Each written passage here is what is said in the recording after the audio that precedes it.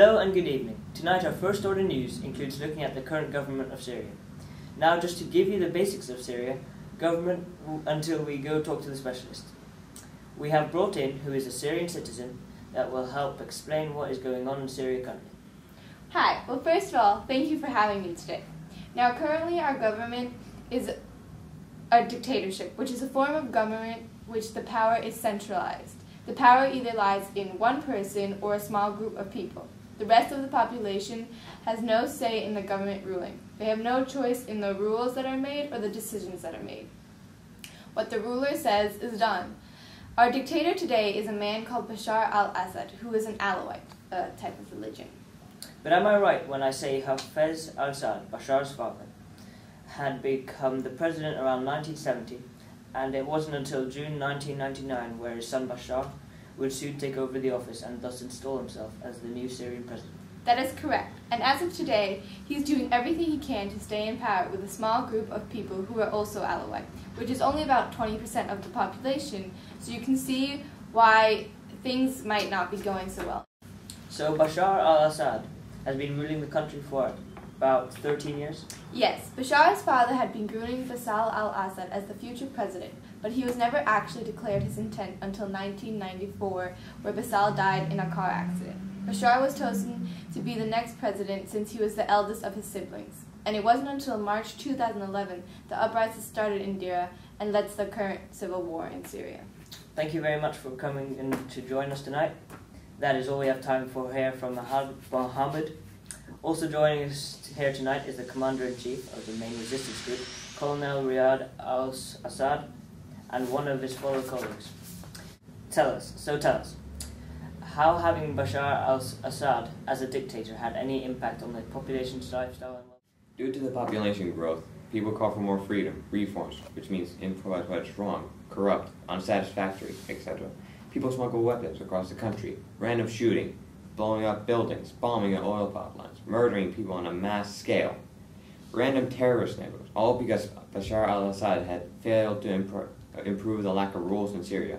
When he started ruling Syria due to his father's death, so many other people were hoping it had become worse because many innocent people are caught in these crossfires. The only people who have gotten benefits of having Bashar al-Assad as the ruler are all Alawite, since he himself was one that made most of the decisions concerning a small group of people. I see, but in the beginning people looked at Bashar al-Assad was looked at as a modern reforming dictator who had aims to help Syria become a more open and modern country, and he released some of the strictness of media control, but then started to slow down the reform, if not reversed. Yes, but time went on and people started going against some of the things. He did get so worried about losing his power, he started showing his true color. But you can fight from both sides, because he does have his strengths and weaknesses. Yes, he does have a stable government, the only one person doing the decision making. Problems such as freaking election democracy or a disruption of peace due to political faction don't occur. Nonetheless, room for a chance of corruption. Strict and stringent about rules, regulations, penalties, punishment, and reward. Efficient during emergencies, can make clear, quick decisions since it sits on one person's hand. No ambiguity, unclearness with regards to the plan of action, and less crime. Most are all police states. Various laws can be passed immediately, don't have to wait for public opinion. Things happen fast. Though these eventually to be true, the dictator needs to be selfless, experienced, intelligent, and has to have the respect for the people. Well, you also have some of the weaknesses as having Bashar as a dictator or a dictator in general. The people don't have their freedom. They have no right of speech or action, which many people dislike, which also can lead to uprisings. And there's no second chance. If people are found guilty, people are found guilty prior to going before the courts. And there are no elections, so people can't choose who they want as a ruler to rule their country. And uprisings. Lots of people, since they don't have the freedom of speech or a way to get what they want through to the government, people start uprising, which can lead to a lot of damage to both the country and people.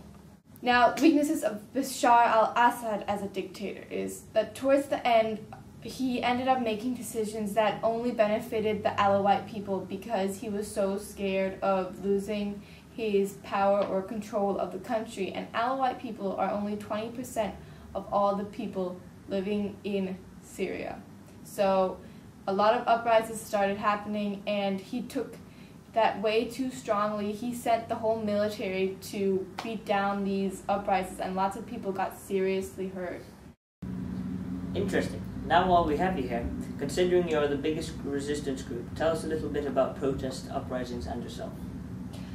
Well, we aren't the only resistance groups. There's a bunch of resistance group and fighters that are at around 20,000 fighters. Now, the resistance groups are small, regionally rooted, and very flexible. They can attack quickly and organize ambushes. Because of their small size, it's actually hard for Bashar al-Assad and his military to cut them out because they don't have one headquarters, so they can't just go and attack that building and close down the whole resistance group. Free Syrian Army that has been the main armed opposition group operating in Syria that has been active during the Syrian civil war. The group was announced on 29th of July in 2011 in a video released on the internet.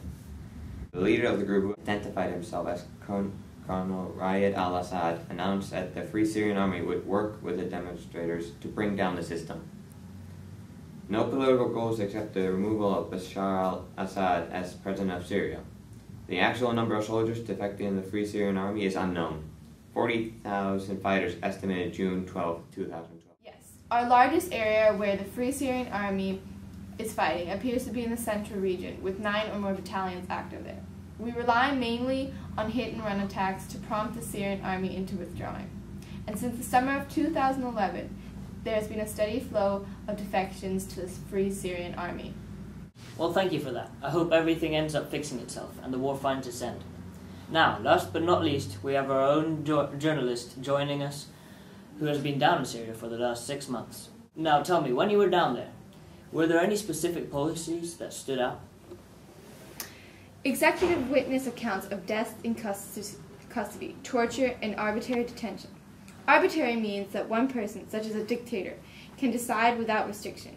Policies in Syria have yet to match the seriousness of the situation. One obstacle is that the Syrian Penal Code makes it a criminal offense to sell contraceptives, which is when someone or some people, depending on the government, would prevent conception or impregnation through various devices such as drugs and surgical procedures, with punishments up to 12 months in jail, although the law is not enforced today.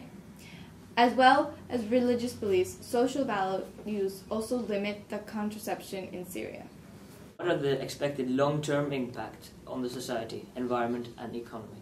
The long-term impact of the Syrian Revolution could cause foreign regions to join the massacre countries such as Saudi Arabia, Turkey, and Qatar, who are currently supporting the Sunni-led opposition, while Iran and Hezbollah in Lebanon, who support the Alawite-led government in Syria. The German foreign minister warned that the revolution could cause even Moscow to be dragged into the battle, of which could cause a nuclear war. Now the global reputation of Syria. What is that like? Well, Bashar was looked at as a modern reforming dictator who had aims to help Syria become a more open and modern country. But the uprising has now showed his true colors of just wanting to keep the power to himself. People used to think that he was a benevolent leader and was seen upon as being able to lead a good dictatorship government where he has the country and citizens in mind. Yes, but now people can see that all he's doing is trying to keep his power and not making decisions for his country and his citizens, but for him and the group of Alawites. Thank you very much. This is all we have time for here on Mohammed News. Join us tomorrow at 8 o'clock.